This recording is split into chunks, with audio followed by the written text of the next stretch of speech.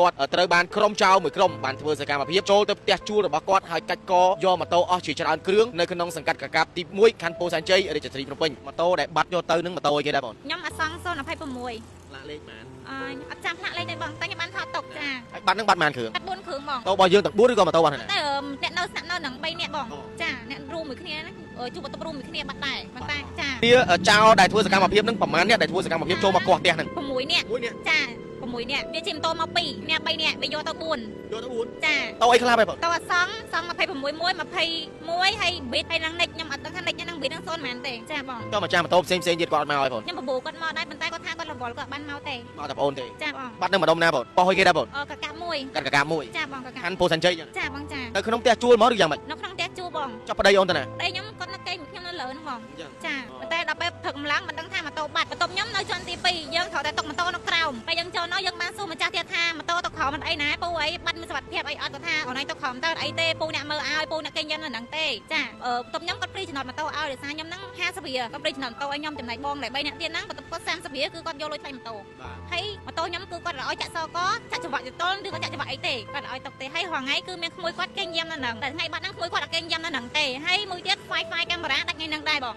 ងចាហើយទាំងរាល់ថ្ងៃវាមាន3ជាន់ក៏ចាក់តែ1ជាន់ទេថ្ងៃបាត់ហ្នឹងចុះមានកាមេរ៉ាសុវត្ថិភាពដែលក្រុមចៅនឹងចូលទៅលួចកាច់កម៉ូតូ4គ្រឿងហ្នឹងអត់មានទេបងសុំពីអ្នកគិតខាងគេមកទេព្រោះឯងផ្ទះដែលខ្ញុំចូលហ្នឹងគឺដាច់កាមេរ៉ា Wi-Fi ចាំពេលថ្ងៃហ្នឹងដែរដាច់កាមេរ៉ា Wi-Fi ចាបងតែអ្នកជិតខាងគាត់ឲ្យមកគាត់ឲ្យមើលសុំពីខាងគេមកមើលវិញព្រោះឯងផ្ទះហ្នឹងដាច់កាមេរ៉ា Wi-Fi ជួនពេលហើយបានទៅដាក់ពាក្យបណ្ដឹងឯងភ្លាមៗហ្នឹងខ្ញុំបានទៅដាក់ពាក្យបណ្ដឹងដែរបងប៉ុន្តែប៉ូលីសឲ្យខ្ញុំចាំមើលសិនចាំតាំងពីថ្ងៃទី28រហូតដល់ថ្ងៃហ្នឹងគឺមានតម្រុយអីសោះហ្មងបងខ្ញុំបានទៅសួរគាត់ដែរទៅដល់ប៉ុស្តិ៍ទៅគឺគាត់អត់នៅខ្ញុំបានខលតែគាត់ដែរតែគាត់អត់លើកគឺស្ងាត់យំហ្មងបងហើយខ្ញុំបានស្នើសុំព័ត៌មានខ្ញុំឡាយបាន2ដងដែរតែនៅតែស្ងាត់ទៀតបងមានលេខទេមើលសុំមើលលេខ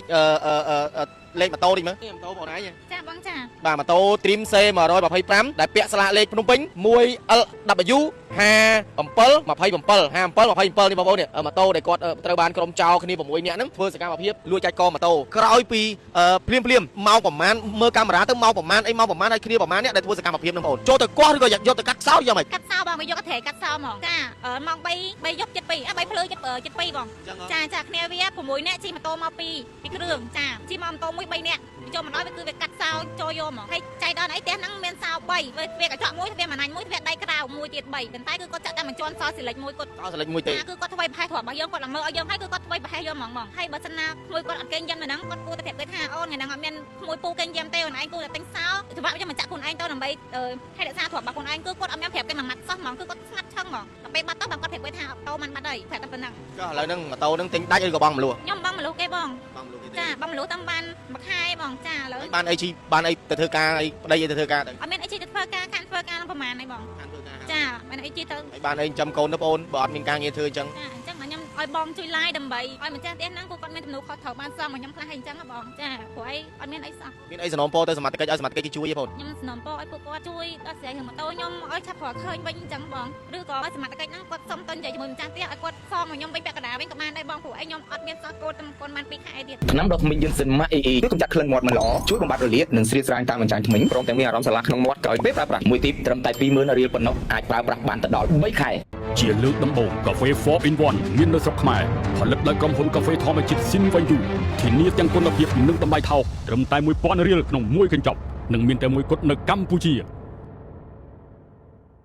លោកលៀងឃ្លាំងពីសុនស៊ីម៉េកូបញ្ចុះតម្លៃរហូតដល់ 50% រកការទិញគ្រឿងអេឡិចត្រូនិកគ្រប់ប្រភេទសម្ភារៈផ្ទះបាយទូរស័ព្ទដៃនិងគ្រឿងសង្ហារឹមពីក្រុមហ៊ុនសុនស៊ីម៉េកូនឹងទទួលបានការបញ្ចុះតម្លៃរហូតដល់ 50% ភ្លាមអនុវត្តចាប់ពីថ្ងៃទី1ដល់ថ្ងៃទី30ខែវិច្ឆិកាឆ្នាំ2025នេះតែប៉ុណ្ណោះរស់ឡើងកុំឲ្យឱកាសដ៏ពិសេសនេះកន្លងហួសទៅឲ្យសោះក្រុមនឹងជំរាបសួរទៅដល់ប្រិយមិត្តទស្សនិកជនដែលនិយមនឹងតាមដានរកកាប់ផ្សាយរបស់អង្គភាពវិទ្យុឥឡូវនេះប្អូនស្រីម្នាក់ទៅតែកូនខ្ចីបានប្រមាណខែនោះទេហើយបានមកដល់គោលស្ពានជ្រោយយ៉ាងវ៉ាស្នើសុំឲ្យខ្ញុំផ្សព្វផ្សាយជាដំណឹងដោយសារតែគាត់ត្រូវបានក្រុមចៅមួយក្រុមបានធ្វើសកម្មភាពចូលទៅផ្ទះជួលរបស់គាត់ហើយកាច់កយកម៉ូតូអស់ជាច្រើនគ្រឿងនៅក្នុងសង្កាត់កាកាបទី1ខណ្ឌពោធិ៍សែនជ័យរាជធានីភ្នំពេញឥឡូវនេះបានមកដល់គោលស្ពានជ្រោយយ៉ាងវ៉ាដើម្បីឲ្យខ្ញុំផ្សព្វផ្សាយនៅដំណឹងនេះផងដើម្បីឲ្យកម្លាំងសមត្ថកិច្ចជួយស្រាវជ្រាវនិងជួយតាមចាប់នៅក្រុមចៅទាំងនេះយកមកដាក់ទោសតាមផ្លូវច្បាប់នៅឥឡូវនេះក៏មកដល់គោលស្ពាននៅម៉ោង9យប់ត្រូវនៅថ្ងៃទី13 4 ខែវិច្ឆិកាឆ្នាំ 2025 ឥឡូវនេះយើងចង់ដឹងសាច់រឿងនេះថាមូលហេតុអីយ៉ាងម៉េចទុកម៉ូតូយ៉ាងម៉េចបានចោលរហូតដល់ចូលគាស់ផ្ទះយកម៉ូតូអស់ចំនួន 4 គ្រឿងឯនោះបាទជំរាបសួរបងឈ្មោះអីដែរបង ខ្ញុំឈ្មោះឈៀនស្រីមួយបង អាយុប៉ុន្មានហើយមួយ អាយុ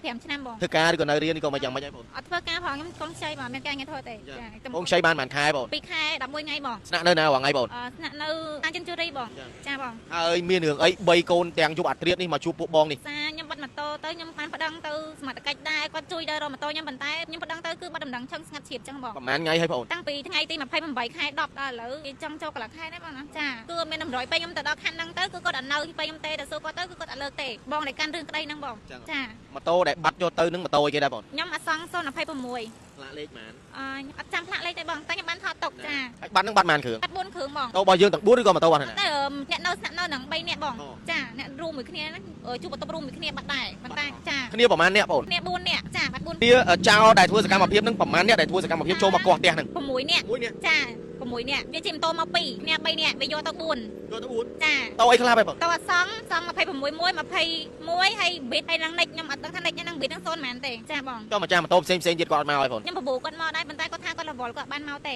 មកតែបងអូនទេ ចាបង បាត់នឹងម្ដុំណាបង បាត់នៅ ប៉ោះឲ្យគេដែរបង កកាមួយ កាកាមួយ ចាបងកកា ខាន់ពោធិ៍ឋានជ័យចឹង ចាបងចា នៅក្នុងផ្ទះជួលមកឬយ៉ាងម៉េច នៅក្នុងផ្ទះជួបង ចុះប្តីអូនទៅណា ដៃខ្ញុំគាត់នៅកេងមួយខ្ញុំនៅលើហ្នឹងបង អញ្ចឹង ចាប៉ុន្តែដល់ពេលព្រឹកម្លងមិនដឹងថាម៉ូតូបាត់បន្ទប់ខ្ញុំនៅជាន់ទី2យើងត្រូវតែទុកម៉ូតូនៅក្រោមពេលយើងចូលនោះយើងបានសួរម្ចាស់ទៀតថាម៉ូតូទុកក្រោមមិនអីណាពូអីបាត់មានសុវត្ថិភាពអីអត់គាត់ថាអូនឯងទុកក្រោមទៅអីទេពូអ្នកមើលឲ្យពូអ្នកកេងយាមនៅហ្នឹងទេចាបន្ទប់ខ្ញុំគាត់ព្រីចំណតម៉ូតូឲ្យដោយសារខ្ញុំហ្នឹង50រៀលគាត់ព្រីចំណតម៉ូតូឲ្យខ្ញុំចំណៃបងតែ3នាក់ទៀតហ្នឹងបន្ទប់គាត់30រៀលគឺគាត់យកលុយថ្លៃម៉ូតូ បាទ ហើយម៉ូតូខ្ញុំគឺគាត់ឲ្យចាក់សកចាក់ច្រវាក់ចតលឬក៏ចាក់ច្រវាក់អីទេគាត់ឲ្យទុកទេហើយរាល់ថ្ងៃគឺមានក្មួយគាត់កេងយាមនៅហ្នឹងតែថ្ងៃបាត់ហ្នឹងក្មួយគាត់អត់កេងយាមនៅហ្នឹងទេហើយមួយទៀត Wi-Fi កាមេរ៉ាដាច់ថ្ងៃហ្នឹងដែរបងចាហើយទាំងរាល់ថ្ងៃទ្វារមាន3ជាន់ក៏ចាក់តែ1ជាន់ទេថ្ងៃបាត់ហ្នឹង ចុះមានកាមេរ៉ាសុវត្ថិភាពដែលក្រុមចោលនឹងចូលទៅលួចចាច់កម៉ូតូ4គ្រឿងហ្នឹងអត់ អត់មានទេបងសុំពីអ្នកគិតខាងគេមកទេព្រោះអីផ្ទះដែលខ្ញុំចូលហ្នឹងគឺដាច់កាមេរ៉ា Wi-Fi ចាំពេលថ្ងៃហ្នឹងដែរ ដាច់កាមេរ៉ា Wi-Fi ចាបង តែអ្នកចិត្តខាងគាត់ឲ្យមក គាត់ឲ្យមើលសុំពីខាងគេមកមើលវិញព្រោះអីផ្ទះហ្នឹងដាច់កាមេរ៉ា Wi-Fi វាជួនពេល ហើយបានតែដាក់ពាក្យបណ្ដឹងឯងភ្លាមៗហ្នឹង ខ្ញុំបានទៅដាក់ពាក្យបណ្ដឹងដែរបងប៉ុន្តែប៉ូលីសឲ្យខ្ញុំចាំមើលសិនចាំតាំងពីថ្ងៃទី28រហូតដល់ថ្ងៃហ្នឹងគឺមានតម្រុយអីសោះហ្មងបងខ្ញុំបានទៅសួរគាត់ដែរទៅដល់ប៉ុស្តិ៍ទៅគឺគាត់អត់នៅខ្ញុំបានខលទៅគាត់ដែរតែគាត់អត់លើកគឺស្ងាត់យំហ្មងបងហើយខ្ញុំបានស្នើសុំព័ត៌មានខ្ញុំឡាយបាន2ដងដែរប៉ុន្តែនៅតែស្ងាត់ទៀតបង មានលេខទេមើលសុំមើលលេខលេខម៉ូតូតិចមើលម៉ូតូបងឯង ចាបងចា បាទម៉ូតូ Trim C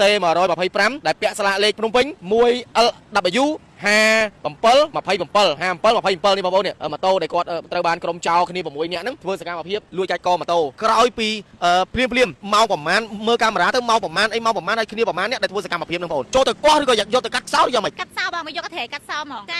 ាម៉ោង3យប់7 2 3ភ្លើ7 2បងចាគ្នាវា6នាក់ជិះម៉ូតូមក2គ្រឿងចាជិះមកម៉ូតូមួយ3នាក់ចូលមកដល់វាគឺវាកាត់សោចូលយកហ្មងហើយចៃដន្យអីផ្ទះហ្នឹងមានសោ3វាទ្វារកញ្ចក់មួយទ្វារមហាញមួយទ្វារដៃក្រៅមួយទៀត3ប៉ុន្តែគឺគាត់ចាក់តែមួយជាន់សោស៊ីលិចមួយគាត់ សោសិលិចមួយទេ គឺគាត់ធ្វើប្រហែសទ្របរបស់យើងគាត់មើលឲ្យយើងហើយគឺគាត់ធ្វើប្រហែសយកហ្មងហើយបើសិនណាក្មួយគាត់អត់កេងយ៉ាំនៅហ្នឹងគាត់គួរតែប្រាប់គាត់ថាអូនថ្ងៃហ្នឹងអត់មានក្មួយពូកេងយ៉ាំទេអូនឯងគួរតែទិញសោច្បាប់យកមកចាក់ខ្លួនឯងទៅដើម្បីឲ្យរក្សាទ្របរបស់ខ្លួនឯងគឺគាត់អត់មានប្រាប់គេមួយម៉ាត់សោះហ្មងគឺគាត់ស្ងាត់ឆឹងហ្មងដើម្បីបាត់ទៅបងគាត់ប្រាប់គេថាអូតូមិនបាត់ហើយប្រាប់តែប៉ុណ្ណឹង ចុះឥឡូវហ្នឹងម៉ូតូហ្នឹងទិញដាច់ឬក៏បងមលក់ ខ្ញុំបងមលុះគេបង បងមលក់ទេ ចាបងមលុះតាមបានមួយខែបងចាឥឡូវ បានអីជីបានអីទៅធ្វើការអីប្តីអីទៅធ្វើការទៅ អត់មានអីជិះទៅធ្វើការខានធ្វើការនឹងប្រហែលហ្នឹងបង ខានធ្វើការ ចាបានអីជិះទៅ ហើយបានអីចាំកូនទៅបងអូនបើអត់មានការងារធ្វើអញ្ចឹង ចាអញ្ចឹងខ្ញុំឲ្យបងជួយឡាយដើម្បីឲ្យម្ចាស់ផ្ទះហ្នឹងគាត់មានទំនួលខុសត្រូវបានសងមកខ្ញុំខ្លះហើយអញ្ចឹងបងចាព្រោះអីអត់មានអីសោះ មានអីសំណូមពរទៅសមាជិកឲ្យសមាជិកគេជួយទេបង ខ្ញុំស្នំពោឲ្យពួកគាត់ជួយដល់ស្រីរឿងម៉ូតូខ្ញុំឲ្យឆាប់ប្រកឃើញវិញអញ្ចឹងបងឬក៏ឲ្យសមត្ថកិច្ចហ្នឹងគាត់សុំទៅនិយាយជាមួយម្ចាស់ផ្ទះឲ្យគាត់សងមកខ្ញុំវិញពាក់កណ្ដាលវិញក៏បានដែរបងព្រោះអីខ្ញុំអត់មានសោះកូនតែកូនបាន2ខែទៀត ចុះពេលដែលដាក់ម៉ូតូ